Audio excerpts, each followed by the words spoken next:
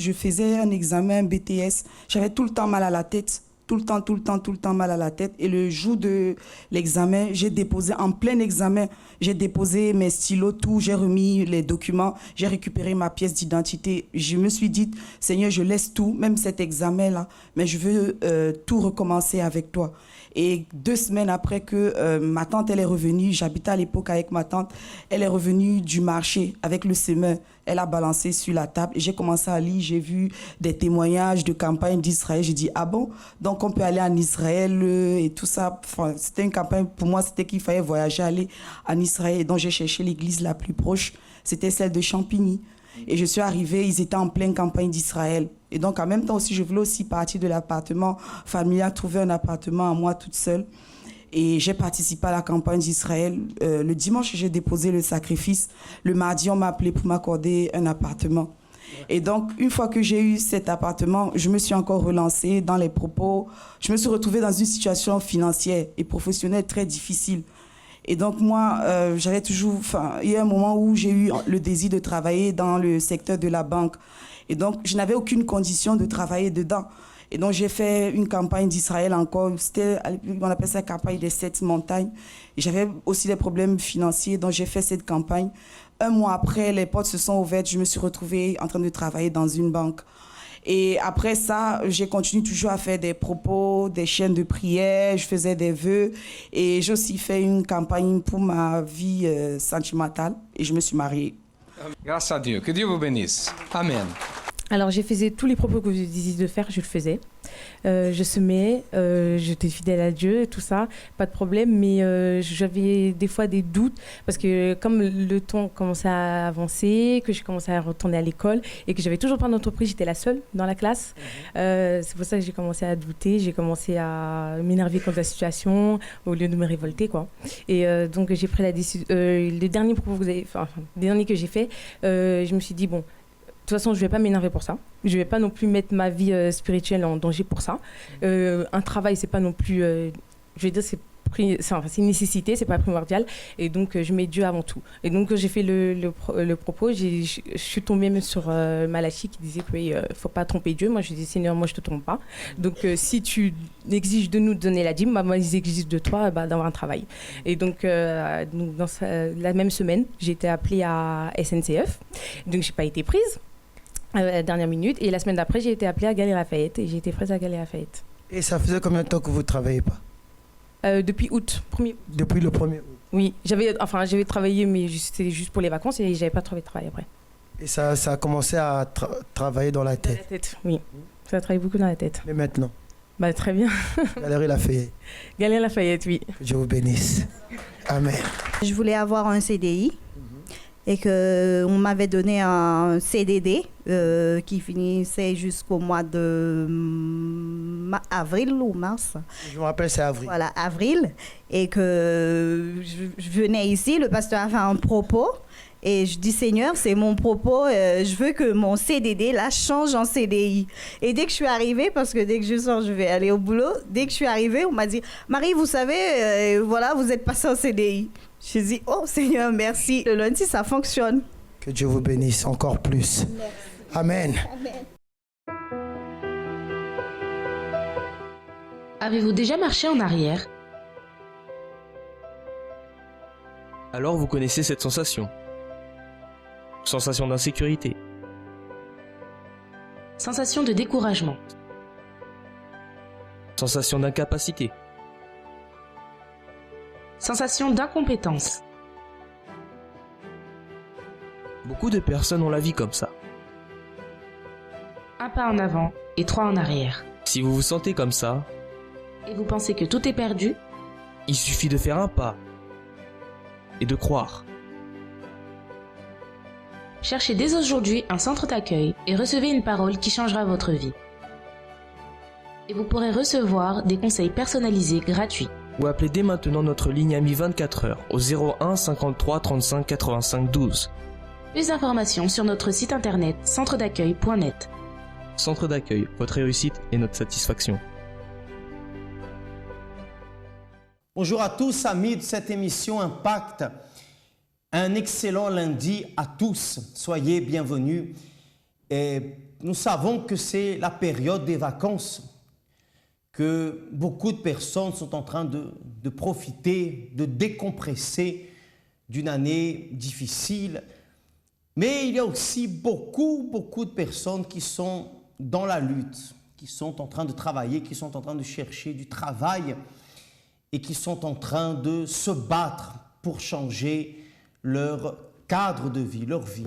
Que Dieu vous fortifie, qu'il vous aide à atteindre et à réaliser vos objectifs.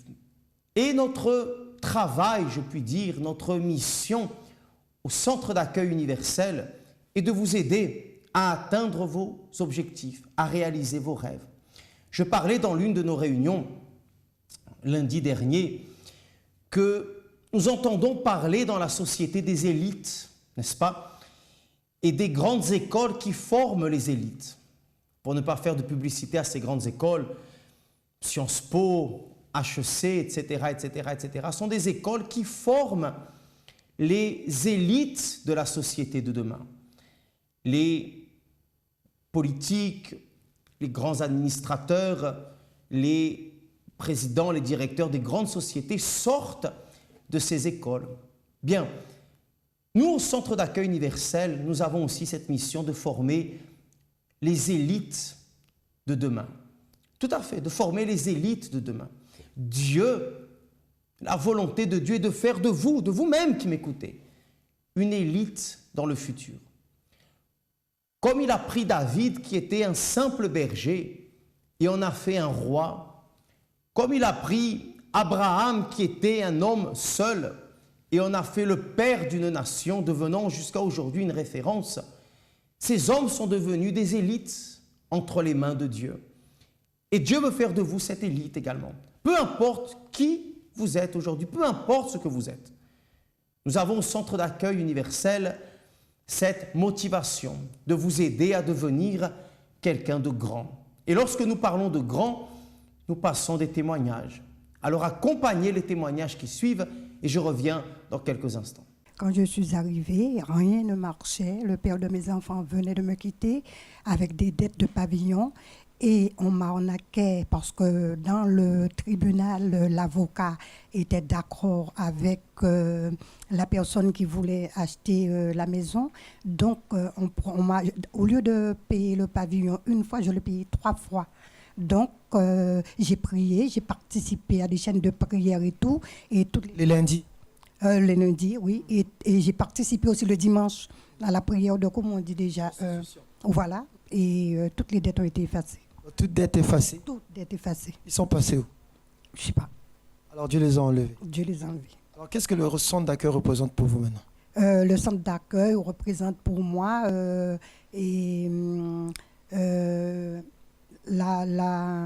la bénédiction. Et voilà, et le centre d'accueil représente pour moi une maison de prière qui résout tout problème. Que Dieu vous bénisse.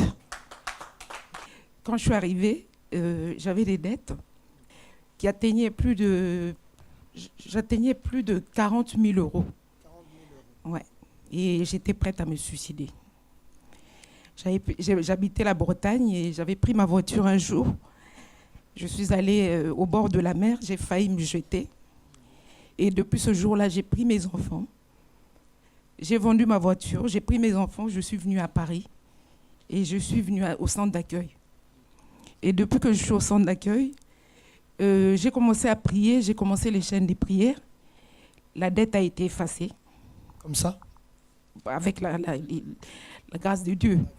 Oui. Et les dettes ont été effacées. Le dossier, normalement, devait prendre du temps.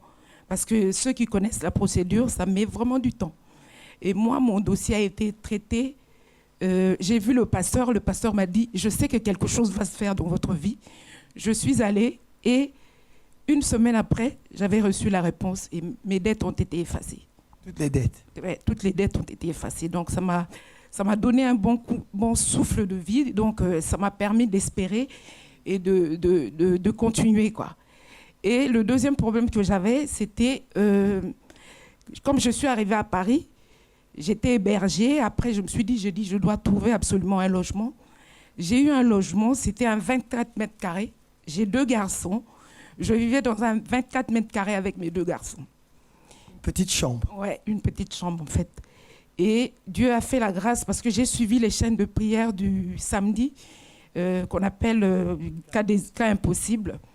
Et sans fiche de paye, j'étais au chômage et Dieu a fait un miracle. J'ai eu mon logement au bout de 2 ans.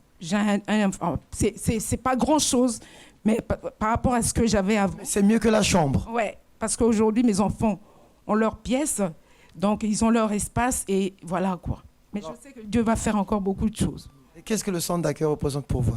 Pour moi, c'est le salut pour moi. Que Dieu vous bénisse. J'ai connu le centre d'accueil, j'étais en vacances en Guadeloupe en 2011. Je passais devant l'église avec un ami qui me dit « Cette église-là n'est pas bonne ». Je lui dis « Ah bon ?» Et à ce moment-là, j'avais beaucoup de difficultés dans ma vie financière parce que je travaillais quelque part.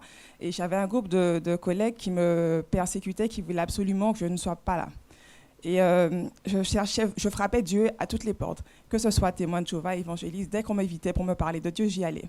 Et quand il m'a parlé de cette église qui n'est pas bonne, je lui ai dit, tu as été? Il m'a dit non. Alors tout de suite, ça m'a suscité l'envie. Le lendemain ou 2 jours après, j'ai été à cette église. J'ai été, j'ai écouté, j'ai vu que les gens parlaient, priaient à voix haute. Vous vous rappelez du jour? Non, pas vraiment. Donc quand j'ai écouté, je me suis dit, mais c'est vraiment différent. Moi, je ne me suis pas arrêtée à ça. Parce que c'est vrai que la lumière était éteinte. Ça ne m'a pas ralenti. Mais je me suis dit, mais chacun prie, ils parlent avec leur cœur. Et ça m'a donné envie de retourner. Je me suis dit, là, j'ai trouvé ce qu'il me fallait. Donc, pendant il me restait 2 semaines à faire encore en Guadeloupe. J'ai été le lundi, le mercredi. Voilà, à chaque fois, j'y allais, j'ai appris. Et j'ai appris à savoir que Dieu existait vraiment, qu'on pouvait tout mettre entre ses mains. Donc, ça faisait 2 ans que je priais pour avoir une mutation, mais je ne comprenais pas pourquoi je n'avais pas une réponse favorable. Et quand j'ai connu le centre d'accueil, je suis retournée en métropole, j'ai été à Ivry, près de chez moi, et j'ai commencé à apprendre. J'ai dit qu'il me faut, j'ai beaucoup de choses à apprendre, mais je dois apprendre parce que si tu fais des miracles dans la vie des gens, tu es capable de le faire dans ma vie. Donc je ne savais pas jeûner. Pour moi, jeûner, c'était difficile parce que je ne voyais pas comment j'aurais fait pour ne pas manger le matin. Donc c'était déjà difficile. Donc j'ai appris. Et jusqu'à maintenant, j'arrive à jeûner. J'ai appris à donner ma dîme, ce qui était difficile aussi. Mais petit à petit, tout ce qu'on disait à l'église, j'apprenais à le mettre en pratique. Et quand j'ai commencé à prier pour ma mutation, j'ai commencé à mettre ma foi en pratique.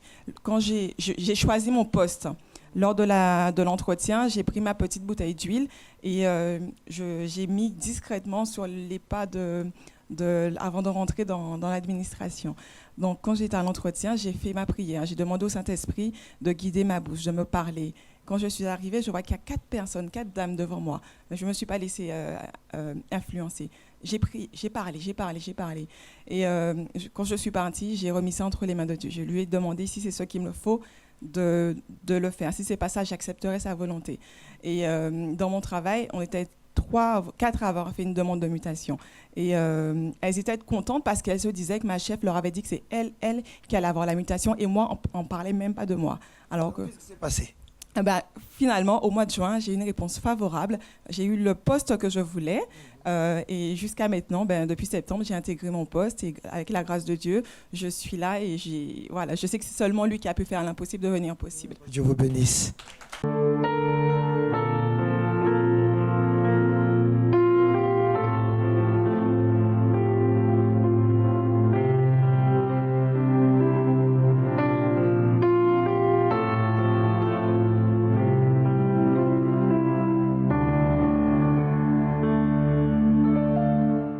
Bien comme vous pouvez le voir dans ce témoignage, ce monsieur venait des bidonvilles d'Afrique du Sud. Sans savoir lire, sans savoir écrire, une vie vouée à l'échec, au fracas total. Mais à travers les réunions du Centre d'accueil universel, il a appris à déposer sa foi en Dieu. Bien sûr que ce n'est pas le Centre d'accueil universel qui a changé sa vie, non. Sa vie a changé parce qu'il a cru dans le pouvoir de Dieu, qu'il a mis cette parole, cet enseignement en pratique. Et toute sa vie a changé. votre vie peut changer aussi. Dieu a fait de M. Chipa une élite dans son pays, une élite dans la société, une élite dans le monde. Et il veut faire de vous également cette élite.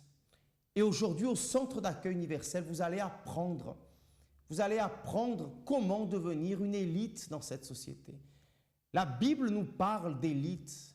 Par exemple, je posais la question l'autre jour, combien de disciples est-ce que le Seigneur Jésus avait? La plupart des personnes, pour ne pas dire 99%, ont dit 12 disciples. Et j'ai dit c'est faux. Le Seigneur Jésus n'avait pas 12 disciples. Il en avait plus que cela. À un certain moment, nous parlons des 70 qu'il a envoyés 2 à 2 pour prêcher la parole. Nous parle d'autres également. Il n'avait pas que 12 disciples. Mais pourquoi est-ce que nous parlons communément des 12? Parce que c'est ceux dont nous connaissons le nom. Ce sont ceux qui étaient les plus proches. Ils étaient l'élite. Vous voyez que même parmi les disciples, il y avait une élite. Parmi les prophètes, il y avait une élite. Parmi les rois d'Israël, il y avait une élite. Nous parlons toujours des mêmes, roi David, roi Salomon, roi Ézéchias. Et les autres, ils n'étaient pas là. Bien sûr qu'ils étaient là. Mais ils étaient dans la masse. Ils n'ont pas fait la différence. Ils n'étaient pas une élite. Dieu veut faire de vous une élite, mon ami. Il veut vous prendre, quel que soit l'endroit où vous êtes aujourd'hui, et vous mettre en haut. Et tous les lundis, dans le congrès d'orientation financière professionnelle, nous avons cette réunion pour celles et ceux qui veulent devenir une élite. Le cours commence aujourd'hui. Le cours est chaque lundi. Chaque lundi. À la fin de ce cours, vous aurez un diplôme également. Ce diplôme ne va pas être un bout de papier. Ce diplôme va être votre victoire. Le travail de vos rêves, le salaire que vous avez projeté, la maison de vos rêves, la condition dans laquelle vous avez souhaité vous installer. C'est le diplôme que vous recevrez, la preuve que vous avez pratiqué ce que vous avez entendu. Mais pour vous donner encore plus de motivation à participer à cette réunion, je vais vous laisser accompagner d'autres témoignages. Soyez attentifs. J'avais un gros problème au tribunal. Le 31 décembre de l'année dernière, pendant la veillée, donc j'ai demandé à Dieu, en fait, de me montrer où, en fait, puisque le malin, en fait, il vient m'accuser, ça fait, c'était une accusation, en fait, je veux dire, en fait, c'était une injustice, une fausse accusation. Et j'ai fait ce vœu avec Dieu. J'ai dit, Dieu, en fait, c'était pendant la veillée, j'ai fait ce vœu pour payer la dîme de mon brut de mon salaire. Et depuis, et après, il y avait le propos de la justice. Donc, en fait, l'affaire a été jugée et la personne, en fait, qui avait porté plainte contre moi, en fait, la personne a demandé qu'il faut que je paye 4 000 €, 3 ans de prison. Donc, et après, en fait, il y avait le propos de la justice. Je suis passée au tribunal devant le procureur de la République. J'avais pas d'avocat. Mais il y avait l'avocat, le maître de l'impossible qui était avec moi. Donc, je suis sortie au tribunal avec la tête haute. Donc, l'affaire a été jugée en ma faveur. Et après, en fait, il y avait le propos retour à l'envoyeur que vous avez fait, en fait, tous les vendredis. Donc, la personne, en fait, tout ce que lui, il avait demandé à savoir que c'est moi qui devais lui payer. Donc, c'est le tribunal maintenant qui s'est retourné contre lui parce que c'était des fausses accusations. Donc, il n'y avait pas, en fait, des preuves en fait, de tout ce que lui, il avait demandé. Donc, c'est cette personne-là maintenant qui devait me dédommager. Donc, c'est cette personne-là. Tous les dommages et intérêts que vous devez lui payer, c'est lui. Demandé, oui. Maintenant, c'est lui qui doit vous payer. Oui. Et j'avais pas d'avocat, j'étais toute seule. Et lui, en fait, il avait son avocat, il y avait le juge, le greffier, le procureur, j'étais seule dans la salle. Il y avait une erreur qui a été faite, en fait, depuis 2009, en fait, entre mon travail et les impôts. Que moi-même, tandis que d'habitude, c'est moi, en fait, j'ai l'habitude d'aider les gens, en fait, à remplir les papiers d'impôts. Et cette fois-ci, l'erreur était là depuis 2009. Et personne ne s'est aperçu qu'il y avait cette erreur. Et voilà, en fait, il y avait le propos... non, il y avait la campagne d'Israël. Donc, j'ai participé à la campagne d'Israël, mais moi-même, je ne savais pas où puiser, en fait, pour mon sacrifice. Mais j'ai participé, j'ai pris mon enveloppe. Et c'est à ce moment-là, donc, j'ai vu, en fait, il y a une somme qui a été virée sur mon compte. J'ai dit, mais trésor public. Moi, j'ai dit, trésor public qui m'envoie de l'argent, là. Pour moi, j'ai dit, c'est bizarre. 2 jours après, j'ai reçu, en fait, un courrier de la part du trésor public. On a constaté qu'il y a une erreur qui a été faite, en fait. L'erreur, en fait, s'est répétée pendant 3 ans, 2009, 2010, 2011. Donc, du coup, en fait, on m'a payé pour 3 années, 2009. En fait, on m'a envoyé, dans un premier temps, une première somme sur mon compte, une deuxième somme, on m'a envoyé un chèque, une troisième somme, un troisième chèque. En fait, j'en reviens pas. À savoir que, donc, depuis que j'ai pris cette décision, à savoir pour la dîme, en fait, j'ai payé la dîme sur le brut de mon salaire. Et depuis, je peux vous dire, ma vie financière, même moi, j'en reviens pas. En fait, ça fait 3. Quatrièmement, en fait, là, je fais en sorte de résumer. En fait, ça fait des années. En fait, là où je travaille, j'avais fait une demande, en fait, pour faire la formation, une formation en anglais. On m'a toujours refusé depuis 2007. Mais chaque année, en fait, j'ai fait en sorte de renouveler la demande. Et là, on m'a dit, bon, voilà, et qu'on vous a accordé, voilà. Donc, on allait, en fait, aller chercher les papiers, là où vous voulez faire la formation, pour nous ramener les papiers, pour remplir. Donc, on va vous payer la formation. Parce que, en fait, eux, ils ne voulaient pas m'accorder, en fait, pour faire la formation, parce que ils croyaient. J'ai dit, mais non, c'est pendant mon temps de travail, pendant mon temps de repos. Donc, du coup, en fait, ce que j'ai fait, j'ai travaillé. Moi, je ne sais pas si vous avez constaté, en fait, les dimanches, je me mets là parce que je travaille tous les week-ends, je travaille tous les dimanches. Je suis dans l'administration médicale. Donc, du coup, je travaille tous les week-ends pour avoir des jours la semaine pour pouvoir faire cette formation.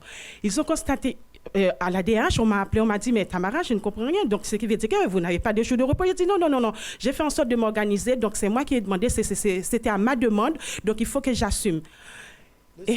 Le sacrifice. Et j'ai fait ce sacrifice. Et j'ai fait la formation. Et donc, c'est le travail qui a payé la formation. Pendant ce temps, j'ai toujours mon salaire, je travaille et j'ai fait la formation. Et j'ai fait la formation, c'est pas n'importe où, à Wall Street Institute. Donc, du coup, Wall Street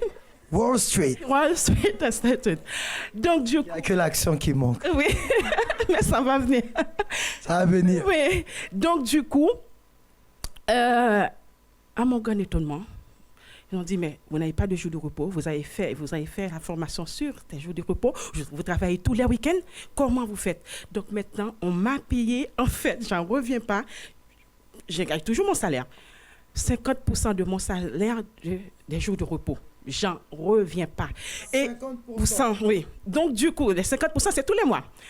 Et ces 50% là, c'était en fait pendant la campagne d'Israël. En fait, la campagne d'Israël, en fait, moi, j'avais déterminé ce que j'allais sacrifier. Je l'ai sacrifié, c'est que moi, j'allais déterminer. Et après, en fait, quand on a déposé les enveloppes, le pasteur a dit, en fait, si vous constatez, en fait, ce que vous avez déposé, en fait, ce n'est pas votre retour. En fait, il faut déposer, en fait, il faut déposer en fait le deuxième taureau.